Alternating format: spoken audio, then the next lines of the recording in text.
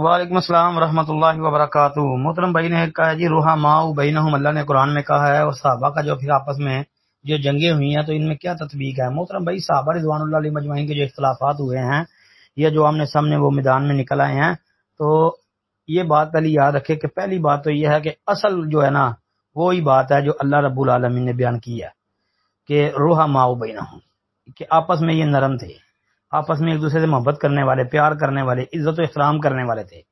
باقی جو ان کے آپسی اختلاف تھے اس کے متعلق یہ بات یاد رکھیں کہ وَنَزَعْنَا مَا فِي صُدُورِهِم مِّنَ غِلٍّ، کہ اللہ تعالیٰ جو کہہ رہے ہیں کہ ہم جو ہے ان لوگوں کے دلوں سے کینہ نکال دیں گے۔ یہ جنت میں جب جائیں گے نا اہل ایمان متقین، تو ان کے دلوں سے کینہ، بغض، قدورت، نفرت وہ نکال دی جائے گی۔ تو علی رضی اللہ تعالیٰ عنہ کہا کرتے تھے کہ یہ وَنَزَعْنَا مَا فِي صُدُورِهِم مِّنَ غِلٍّ جو ہے نا جن لوگوں کے متعلق ہے، کہتے تھے میں طلحہ زبیر بھی ان لوگوں میں ہیں جی، کہ میں طلحہ زبیر بھی ان لوگوں میں ہوں گے۔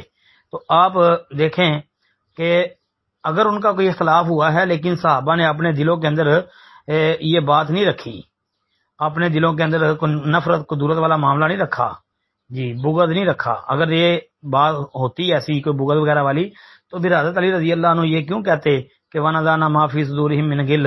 اس سے مراد جو لوگ ہیں ان میں میں اور طلحہ زبیر بھی شامل ہیں جی۔ تو اس لیے ایسی کوئی بات نہیں ہے۔ صحابہ رضوان اللہ علیہ مجمعین جو ہے سارے کے سارے آپس میں نرم تھے، پیار محبت کرنے والے تھے۔